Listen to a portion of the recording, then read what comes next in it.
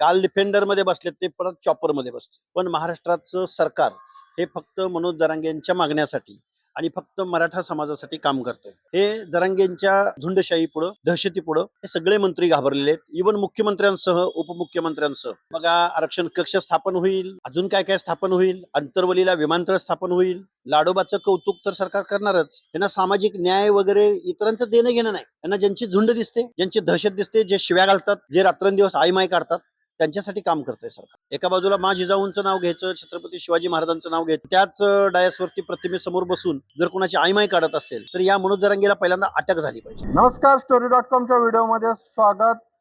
मराठा नेते मनोज जरांगे हे पुन्हा मुंबईला येण्याची विचार करत आहे. त्यांनी कालच सोलापूर ज्यावेळेस पश्चिम महाराष्ट्रामध्ये फिरत असताना त्यांनी म्हणलं की समाज आणि मी परत मुंबईला आंदोलन करण्याचा विचार करतोय आणि काही दिवसातच त्याबद्दलची घोषणा करू. खरं तर मनोज जरांगे यांनी गेल्याच वर्षी याच ऑगस्ट महिन्यामध्ये खूप मोठं आंदोलन या मुंबईच्या ठिकाणी केलं होतं आणि आता ते परत येण्याचा विचार करतात.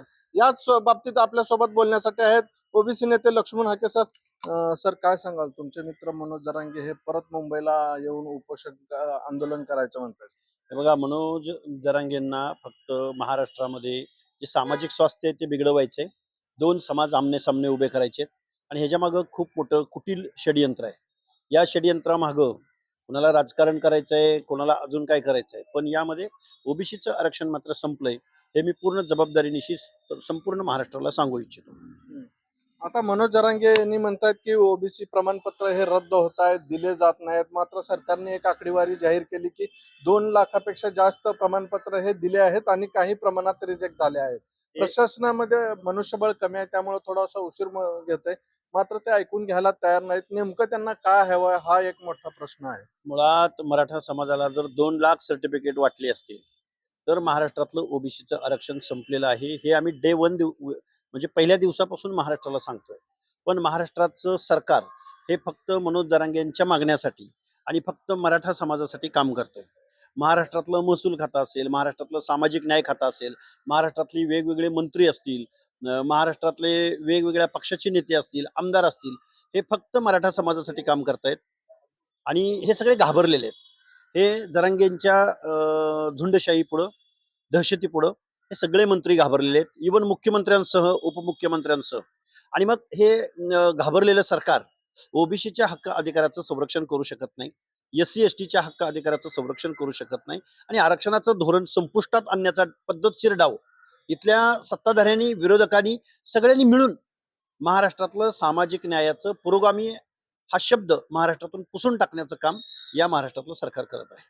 काल अजून मराठा समाजासाठी काय निर्णय सरकारने घेतले? आरक्षण कक्ष स्थापन करण्याची घोषणा केली, आणखीन बरेच काही निर्णय घेण्यात आले. बघा, आरक्षण कक्ष स्थापन होईल, अजून काय काय स्थापन होईल, अंतरवलीला विमानतळ स्थापन होईल, त्याचबरोबर जालन्याला अंतरवलीला विमानतळ होईल आणि मनोज जरांगेंना काल डिफेंडरमध्ये बसलेत ते परत चॉपरमध्ये बसतील.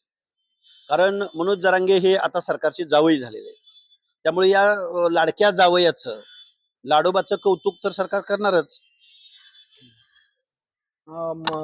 ओबीसी साठी पण एक उपसमिती आहे ज्याचे अध्यक्ष चंद्रशेखर बावनकुळे आहेत. त्या समितीचा काय फायदा होतोय ओबीसी समाजाला? हे बघा, चंद्रशेखर बावनकुळे साहेब हे महाराष्ट्राचे नेते आहेत, महसूल मंत्री आहेत.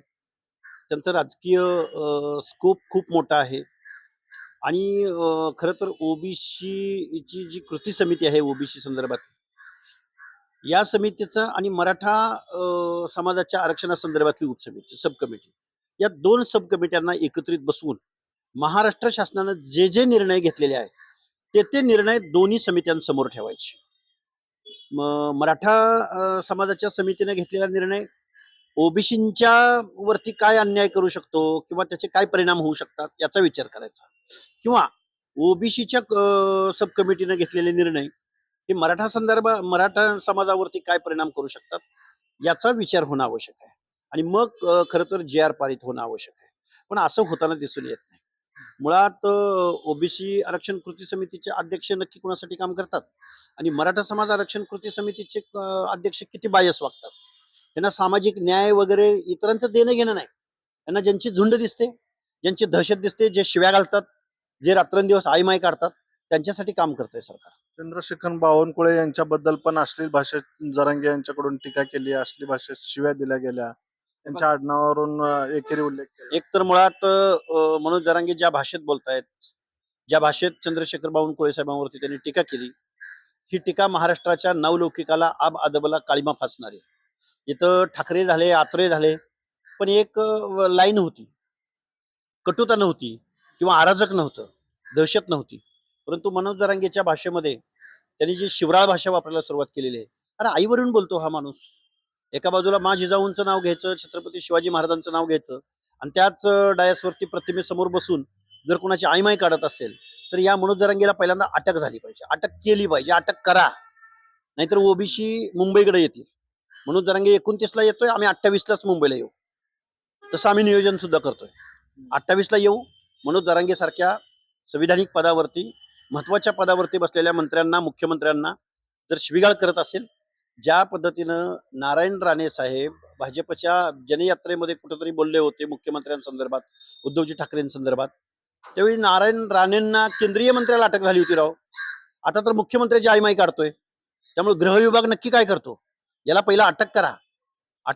करा, नाहीतर मग या महाराष्ट्रामधला ओबीसी दहशतीखाली आहे आणि इथलं सरकार या ओबीसींच्या हक्क अधिकाराचं संरक्षण करू शकत नाही. त्याचं कारण असं आहे की सरकारच मुळात घाबरले. कुठलाही मंत्री सध्या मनोज जरांगेच्या विरोधात बोलायला घाबरलेत. एवढे घाबरलेत ना, दहशतीखाली आहेत.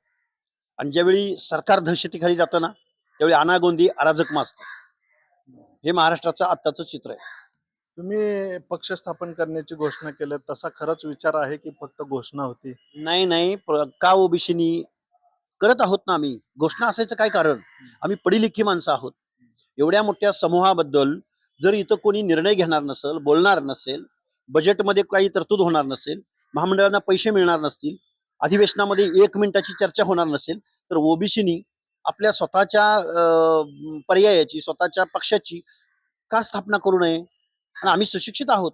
जे आमच्या आजपर्यंतच्या बापजाद्यांनी केलं नाही, ज्यांची गुलामी स्वीकारली, इथल्या कारखानदारांची, इथल्या ठराविक सत्तेत माजलेल्या लोकांची गुलामी केली, ती गुलामी आम्ही नाही करणार इथून पुढं. आम्ही ओबीसीना एकत्र करणार, भटक्या विमुक्तांना एकत्र करणार आणि एक समर्थ पर्याय महाराष्ट्रामध्ये आम्ही देणार. हे होते ओबीसी नेते लक्ष्मण हाके. जर मनोज जरांगे यांच्यावर कारवाई नाही झाली तर 28 तारखेला आम्हीच मुंबईमध्ये येऊ, अशी घोषणा त्यांनी केली आहे. कॅमेरामॅन दीपक सावंतसह मी प्रकाश पाटील, story.com, मुंबई.